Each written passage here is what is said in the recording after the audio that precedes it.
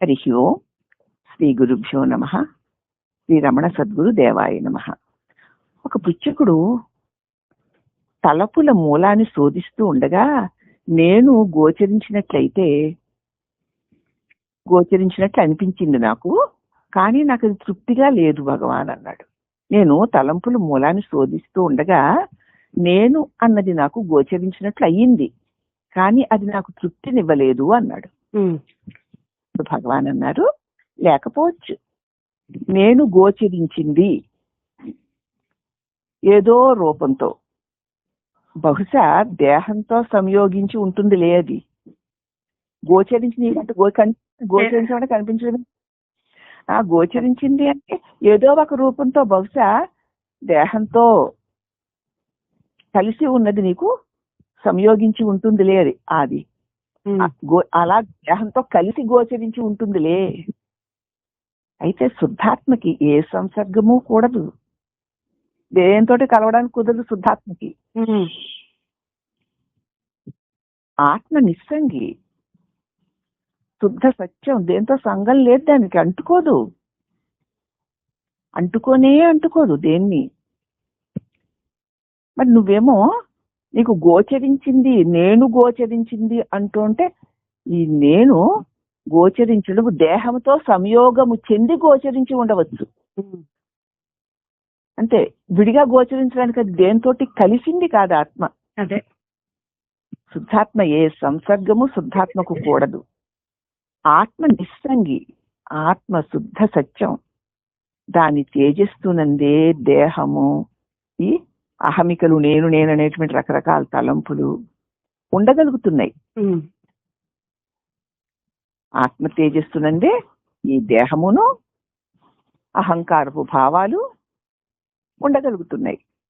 తలంపులన్నీ అణిగిన తర్వాత మిగిలి ఉండేది శుద్ధ చైతన్యమే. అక్కడ గోచరించడానికి దాన్ని చూసేవాడు ఒకడు ఉండడుగా.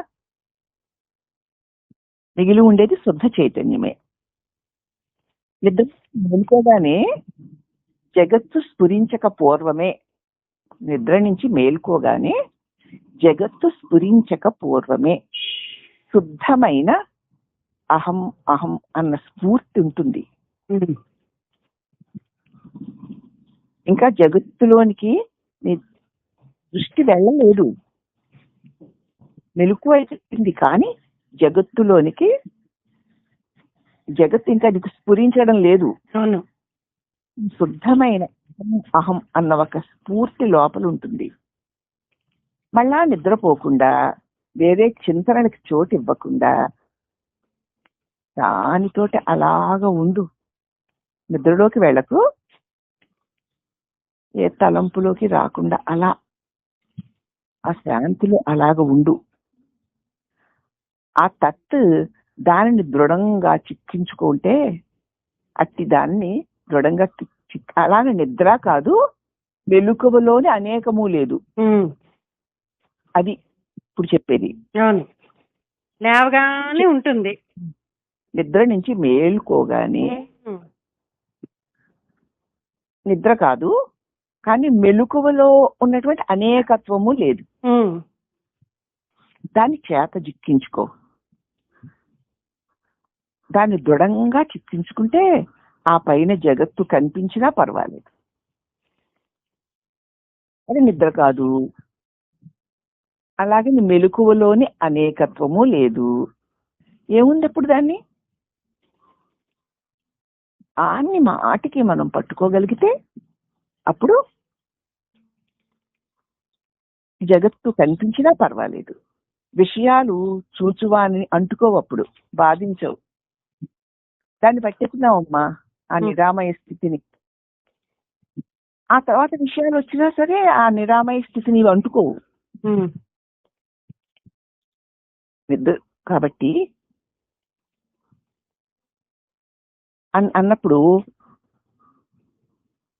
గుల్ షరీన్ బైరాంజీ అని వీరిద్దరూ పార్సీ స్త్రీలు ఆ రోజే ఆశ్రమానికి వచ్చారు. చీకటి పడ్డాక భగవాన్తో సంభాషించారు వారు. భగవాన్, మాకు చిన్ననాటి నుంచి ఆధ్యాత్మిక ఆసక్తి ఉంది, తత్వశాస్త్ర గ్రంథాలు ఎన్నో చదివాం కూడా. మాకు వేదాంతం నచ్చింది. ఉపనిషత్తులు, యోగ వాసిష్టము, భగవద్గీతాదులను మేము చదివాం. ధ్యానం చేయబూనాము, కానీ అడుగు సాగడం లేదు. ఇవన్నీ చదివాం, అవన్నీ అర్థమయ్యాయి, ఇది బాగున్నాయి కూడా మాకు. కానీ ధ్యానం చేద్దాము అనుకుంటే ఒక్క అడుగు కూడా ముందుకు సాగడం లేదు. ఆత్మానుభవం ఎలాగో మాకు అర్థం అవ్వడం లేదు. ఆత్మలబ్ధి మార్గము తెలుపు వేడుకొనుచున్నాము. ఆత్మని పొందడానికి కావలసిన మార్గాన్ని మీరు మాకు తెలియజేయమని మిమ్మల్ని మేము ప్రార్థిస్తున్నామని అడిగారు పార్సీ స్త్రీలు వాళ్ళిద్దరును. అప్పుడు భగవాన్ అన్నారు, మీరు ధ్యానం ఎలా చేస్తున్నారు అని అడిగారు. అప్పుడు నేను ఎవరితో మొదలు పెడతాను, నేను కావు అని దేహాన్ని, శ్వాసని, మనస్సుని నిరాకరిస్తూ పోతాను. అంతే, ఆ పైనకి ముందుకు వెళ్ళడం లేదు, అక్కడే ఆగిపోతున్నా. ముందు నేనెవరు అని మొదలు పెడతాను భగవాన్. నేను కాదు, నేను దేహము కాను, నేను శ్వాసను కాను, నేను మనస్సును కాను, అంతే. అంతకంటే ముందుకు వెళ్ళలేకపోతున్నాను అంది ఆవిడ. అప్పుడు మహర్షి అన్నారు, అవును, మరి బుద్ధి అంతవరకే పోగలదు. మీ ప్రయత్నం ఆ బుద్ధితో సాగుతుంది కదా, బుద్ధి అంతవరకే వెళ్ళగలదు. శృతులు ఈ పద్ధతిని పేర్కొంటాయి, కానీ అది సత్యాన్ని సూచించేదిగా మాత్రమే చెప్పాయి. ఈ పద్ధతి శృతులు కూడా ఇదే చెప్తున్నాయి, కానీ అది సత్యాన్ని నీకు సూచిస్తుందంటే. సత్యాన్ని సాక్షాత్తు చూపడం అసాధ్యం, కానీ నీకు ఎదురుగుండా చూపించడం అసాధ్యం. ఆ కారణం ఈ బుద్ధి మార్గాన్ని, ఆ కారణంగా ఈ బుద్ధి మార్గాన్ని ఎన్నుకున్నారు. నేతి మార్గాన ఇది కాదనే మార్గాన సాగే వాళ్ళందరూ కూడా నేను అంగీకరించిన వారే. నేను ఇది కాదంటే మరి నేనేది? అలా అనేవాళ్ళందరూ నేను అంగీకరించారనమాట. ముందు నేను నుంచుకొని కాని దాన్ని తీసేస్తున్నారు వాళ్ళు. నేను ఇది కాదు, నేనది అనేవారికి నేనొకటి ఉంది కదా, ఉంది. సరే, ఈ నేనన్న భావనే అహంకారం. నేను ఇది కాదు, నేను అది అని అనే నేనే ఇక్కడ అహంకారము. నేనన్న అహంకారము దానిని తీసేస్తే నేను ఇది కాదు అనుకుంటూ నేను అది అనుకునే నేను, దీన్నే అహంకారం అంటారు. ఈ అనుకునే ఈ నేను తీసే మిగతా తలంపులన్నీ తోచడం. ఈ అహమిక తోస్తేనే నీకు కనిపిస్తేనే ఇవన్నీ తోస్తున్నాయి. కాబట్టి ఈ అహంభావన ఆధార భావన, అహంభావన ఆధారంగా చేసుకునే నేను ఇది కాదు, నేను అది అని అనడానికి మళ్ళీ ఇక్కడ అహంభావనే ఆధారం. అది ఆధార భావన. ఆ కూకటి వేరుని పెళ్ళగించి పడేస్తే ఈ అన్యాయాలన్నీ తోడనే ఎక్కిలించి వేసినట్లే. అదే అసలు కూకటి వేరు. అదే ఆ అహంభావన, అదే అన్నిటికీ ఆధారమైన భావన. నేను అన్నాకానే నేను ఇది కాదు అంటున్నావు, నేను అన్నాకానే నేను అది అంటున్నావు. అయితే ఇది ఈ అహంభావన అన్నిటికీ ఇది అది అవును కాదు అని అనుకోవడానికి అన్నిటికీ ఆధారమైన మూలవేరు ఇది. ఆ కోకటి వేరుని అనుకునే దానిని కనుక నువ్వు తెగించి వేస్తే దాని తోటే ఈ అన్యాయాలన్నీ, లేనివన్నీ, అక్కర్లేనివన్నీ పీకేసినట్లే. కాబట్టి ఆ కూకటి అంటే ఆ మూలమైన యోచనను కనిపెట్టు. ఏది ఆ మూల వేరు? నేనెవరు అని నువ్వు ప్రశ్నించుకో, దాని మూలం కనుక్కో. ఇతరాలన్నీ అప్పుడు అంతర్ధానం అయిపోయి ఆత్మ ఒక్కటే మిగులుతుంది. నేనెవరు అని ప్రశ్నించుకొని నిలిచి చూడగా ఇతరములన్నీ తొలగిపోయి అప్పుడు ఆత్మ ఒక్కటే మిగులుతుంది. అదే భగవాన్. దాన్ని సాధించేది ఎలాగా? అదంతా ముందే భగవాన్ చెప్పారు, కానీ ఆవిడ మళ్ళీ అడిగింది. అప్పుడు మహర్షి, నేను ఎప్పుడూ ఉన్నదే కదా, ఇద్దరికి ఎప్పుడు నేనుంది కదా, ఉంది. నిద్రలో, కలలో, మెలకువలో కూడా. నిద్రలోనే అతడే ఇప్పుడు మాట్లాడేవాడు కూడాను. నిద్రలో ఏ మాట మాట్లాడకుండా పడి ఉన్నవాడెవడో వాడే ఇప్పుడు మాట్లాడుతున్నాడు. అహం భావన సదా ఉంది, అందరికీ ఉంది. ఇది నీ ఉనికిని అనుమానించవు కదా. నేనున్నానా అని నువ్వు అనుమానిస్తావా? నేను ఉన్నాను అనే కదా అంటావు. సరేలే, అది ఖచ్చితంగా నీకు తెలుసు కదా. అదెవరో కనిపెట్టు. నేనున్నాను అని అనేదెవరో కనిపెట్టు. అప్పుడు ఆవిడంది, ఇంతకీ ఇది నాకు అర్థం కాలేదు. ఇప్పటి అహం మిథ్యా అహము అంటున్నారు మీరు. ఇప్పటి నేను కదా అహం భావన, ఇది మిథ్యా నేను అంటున్నారు. ఈ కళ్ళ నేనుని తొలగించేది ఎలాగా అందావిడ. అప్పుడు మహర్షి అన్నారు, ఏ కల్లా? నేను నువ్వు తొలగించవలసిన పనేమీ లేదు. తాను తన్నేమని తొలగించుకుంటుంది? తను తాను తొలగించుకుంటుందా? తొలగించుకోదు. నువ్వు చేయగలిగింది అంతవరకే. దాని పుట్టుకెక్కడో తెలుసుకుని ఆ స్థానంలో నువ్వు నిలబడి ఉండంతే. ఈ కళ్ళ నేనంటున్నావే, అహం భావన అంటున్నావే, మిథ్యా నేనంటున్నావే, అది ఎక్కడి నుంచి కలుగుతోంది అని అక్కడ నిలిచి ఉండు.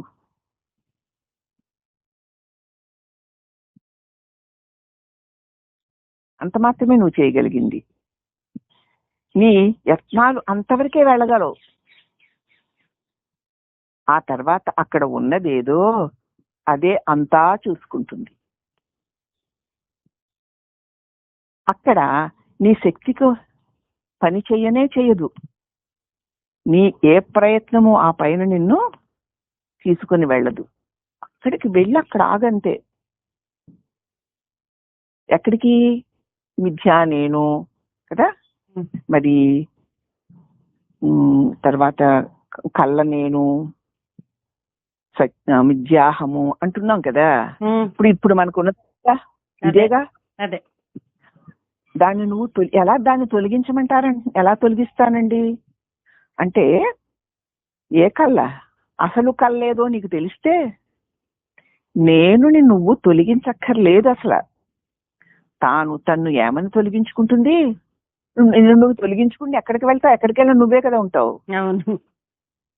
కాబట్టి నువ్వు చేయగలిగిన ఇంతవరకే. దాని పుట్టికెక్కడో తెలుసుకో. దాన్ని తొలగించక్కర్లా. నీలో ఎక్కడ నుంచి నేను అన్న తలంపు పుడుతోందో ఆ స్థానాన్ని తెలుసుకొని ఆ స్థానంలో ఉండంతే. నీ ప్రయత్నాలన్నీ అంతవరకే వెళ్ళగలవు. ఆ తర్వాతను అక్కడ ఉన్నది ఏదో, అది ఏముంది, ఏమీ లేదు, ఇవన్నీ ఇంకా అలా మాట్లాడేవాడిని రానివ్వకు. అక్కడ ఏది ఉందో అదే అంతా చూసుకుంటుంది. అక్కడ నీ శక్తి ఏమాత్రము పని చెయ్యదు. నీ ఏ ప్రయత్నము నిన్ను పైకి తీసుకెళ్ళదు అన్నాడు భగవాన్. అప్పుడు ఆ రుచికరాలు, నేను ఇప్పుడు ఇక్కడే ఉంటే నాకెందుకు ఇది తోచట్లేదు భగవాన్? నేను ఎప్పుడు అంటే సదా ఇప్పుడు ఇక్కడే ఉంటే అది నాకెందుకు తెలియడం లేదు అని అడిగింది ఆవిడ. అప్పుడు మహర్షి అన్న, అసలు విషయమే అది. నాకు తోచలేదు అంటున్నది ఎవరు? సరే, ఎలా కలిసిపోయిందో అక్కడ భావన. అదే అదే నాకు తోచలేదు అని అంటున్నది ఎవరు? అదే సత్యమైన నేనా? సత్యమైన నేనా అది? కాదు. అది మిథ్య అయిన నేనా? ఒక్కసారి పరీక్షించి చూడు. అది మిథ్య అయిన నేనేనని నీకు తెలుస్తుంది. ఆ మిథ్య నేను అదిగో అదే పెద్ద అడ్డు. దాన్ని తొలగిస్తే నిజమైన నేను కప్పిన తెర వేడిపోతుందంతే. నేను ఆత్మజ్ఞుడను కాను అనే భావమే నీ ఆత్మ అనుభవానికి అడ్డు. ఆ భావన లేచింది. నేను అంది, నేను ఆత్మ నెరుగను అంటుంది. ఆత్మ నెరుగును అనే నేనెవరా అని చూస్తే అది మిథ్య కాబట్టి లేకుండా పోతుంది. దాన్ని చూడడం మానేసి నేను ఆత్మ నెరగను, ఆత్మని తెలుసుకోవడానికి ఏమి చెయ్యాలి అంటుంది ఇది. కాబట్టి నేను ఆత్మని ఎరుగను అనే ఈ నేనెవరా అని చూడు, అదే మిథ్య నేను. అది వెంటనే అడ్డు తొలగిపోతుంది. అసలు ఆత్మానుభవం అయ్యే ఉంది, అనుభవించవలసిందంటూ వేరే ఏమీ లేదు కూడా. అట్లు ఏదైనా ఉంటే అది కొత్తదై ఉంటుంది కదా. అంటే అది ఇంతకు ముందు లేదన్నమాట, ఇప్పుడు కావలసి ఉందన్నమాట. ఇంతకు ముందు లేనిది ఇప్పుడు కావలసి ఉందన్నమాట. పుట్టింది గిట్టక మానదు కదా. ఎందుకంటే లోకంలో ఒక నామరూపాలైనా మనసులో భావాలైనా కలిగిన భావం అలాగే ఉంటుందా? ఉండట్లేదు, తొలగిపోతుంది కదా. ఆ అనుభూతి అనిత్యమే అయితే దాన్ని ఎందుకు కోరుకోవడం? ఆత్మానుభూతి ఇంతకు ముందు లేనిదే ఇప్పుడు కొత్తగా వస్తే అది పోతుంది కదా. పోతుంది. మరి అలాంటి దాన్ని కోరుకోవడం ఎందుకు? కాబట్టి అది నిత్యము. కానీ ఆటంకాల వల్ల అది నీకు తెలియరావడం లేదు.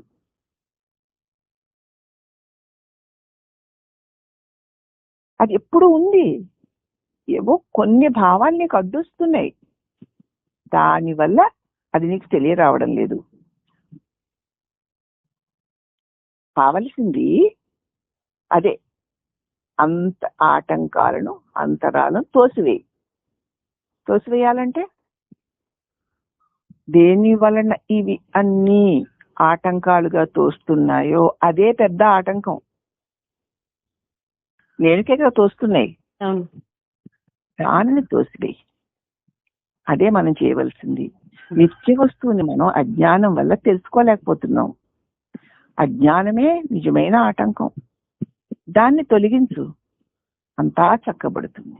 అజ్ఞానం అంటే నేనెవరో నాకు తెలియపోవడం. అది ఎలా పోతుందంటే నేనెవరో నాకు తెలియదు అనే నేనెవరా అని చూడు, అంతే ఆటంకం పోతుంది. నేనెవరో నాకు తెలియదు, దాన్ని నేను తెలుసుకోవడానికి ప్రయత్నం చేస్తున్నాను, ఈ సాధనలు ఆ సాధన చేస్తున్నానని దాన్ని పొందగోరుతున్నావు నువ్వు.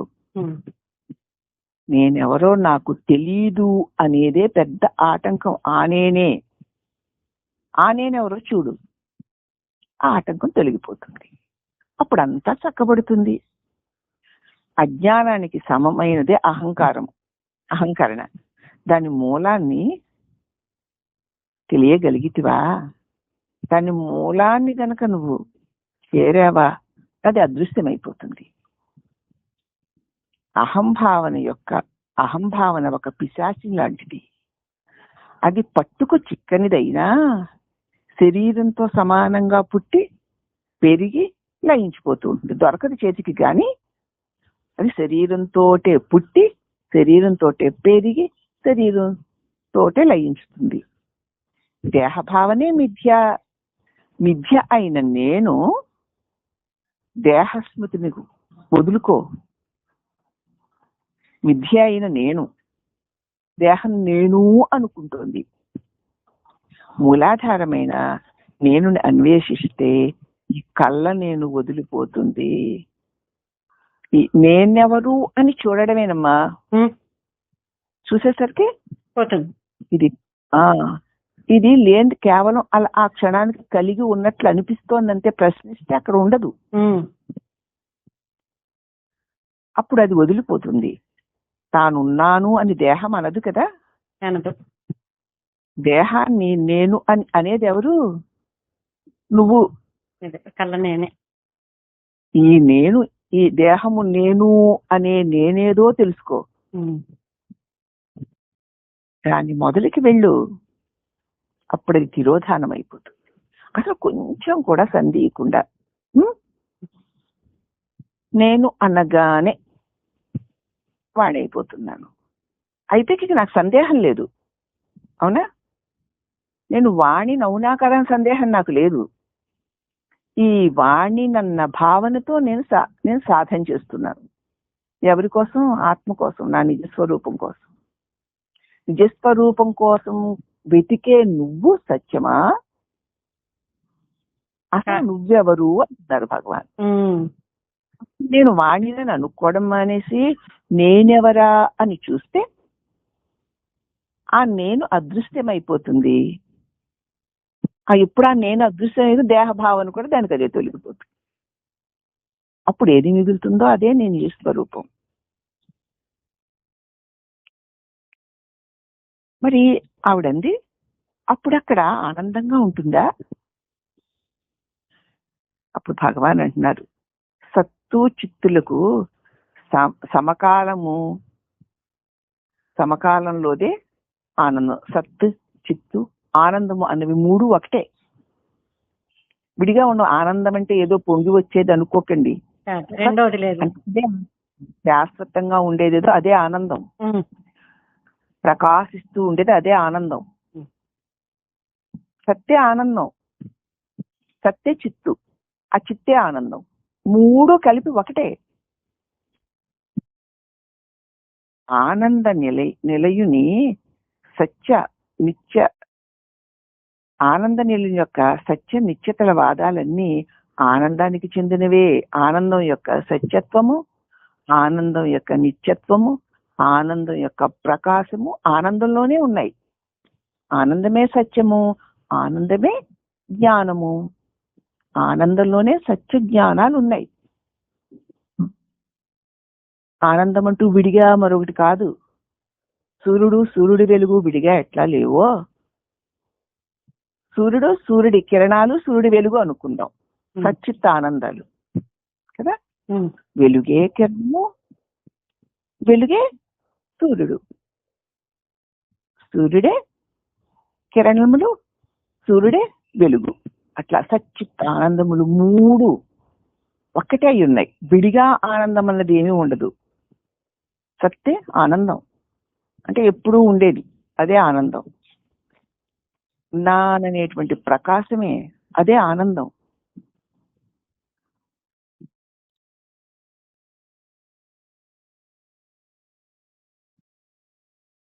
ఆనంద నిలయుని సత్య నిత్యతల వాదాన్ని ఆనందమునకు చెందినవే. ఆనందము అంటే సత్యము, ఆనందం అంటే నిత్యము అన్నవన్నీ కూడా ఆనందానికి చెందినవే. నీ స్వభావమే ఆనందం. దానిని ఇప్పుడు అజ్ఞానం కప్పేసింది. ఆ కప్పు తొలగించు. ఇప్పుడు నీకు ఆనందం వ్యక్తమవుతుంది. అజ్ఞానం కప్పేసింది అంటే ఏమిటది? పుట్టి పెరిగి వికారాలను చెంది నశించే దేహము, దానిలో అహంకార మమకారాలే దుఃఖం. ఆనంద స్వరూపమైన నిన్ను అసహజమైన దేహం నేనన్న భావన వల్ల దుఃఖం కప్పేసింది. ఈ దుఃఖం ఎవరికా అని చూస్తే నాకు అని తెలుస్తుంది. నేనెవరా అని చూస్తే దుఃఖాన్ని కలిగించేది తొలగిపోయి ఆనందమే నువ్వుగా మిగులుతావు.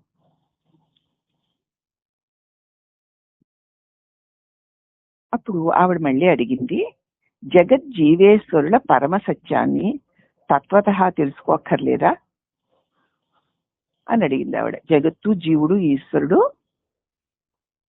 వాటికి ఆధారంగా ఉన్న పరమ సత్యాన్ని తత్వత అల్టిమేట్ గా అనమాట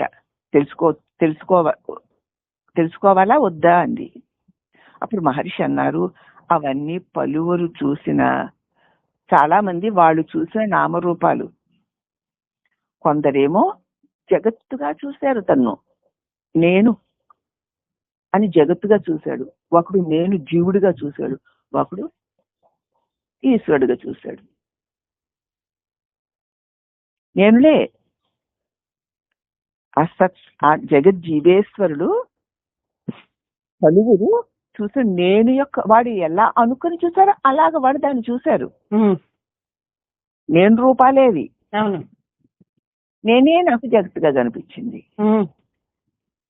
నేనే నాకు జీవుడిగా కనిపించింది, నేనే నాకు ఈశ్వరుడుగా కనిపిస్తోంది. ఎవరికైనా నేనుకే అవ్వాలి అవన్నీ, అంతే, ఎలా అనుకుంటే అలా నేనుకే. కాబట్టి నేను అన్న తలంపు రాగానే ఇవన్నీ తలచూపుతాయి. జగత్ జీవుడు ఈశ్వరుడు ఒకటేనా కాదా, వీటి మూడికి ఆధారముగా మరొకటి ఉన్నదాన్ని ఎప్పుడన్నావు? నేనన్న తలంపు రాగానే అవన్నీ తలచూపుతాయి. మరి నీ గాఢ నిద్రలో వాటిని గురించి ఏమైనా విచారించి ఆలోచించి ప్రశ్నించావా? మరి అప్పుడు నువ్వు ఉన్నావుగా. అట్టి నువ్వే ఏమీ లేకపోయినా సరే, ఏ విచారణ, ఏ ఆలోచన, ఏ యోచన, ఏ ప్రశ్న లేకుండా ఉన్న నువ్వే ఇప్పుడు ఈ మాటలన్నీ అడుగుతున్నావు. అవి యథార్థాలే అయితే నిద్రలో కూడా ఉండాలి కదయ్యా, ఉండాలా? వానికన్నింటికి ఈ అహంభావనే ఆసరా. భావన వచ్చింది కాబట్టి అన్ని ఉన్నాయి అలా ఉన్నాయి ఇలా ఉన్నాయి అంటుంది కదా. ఆ అహంభావన పోయిన నిద్రలో కూడా నువ్వున్నావు. ఇవన్నీ అంటున్నప్పుడు దానికి ఆధారంగా నువ్వున్నావు అనేది పోయిన తర్వాత ఏమి అనకుండా ఉన్న దానికి కూడా ఆధారంగా నువ్వున్నావు. అవునా? అందుచేత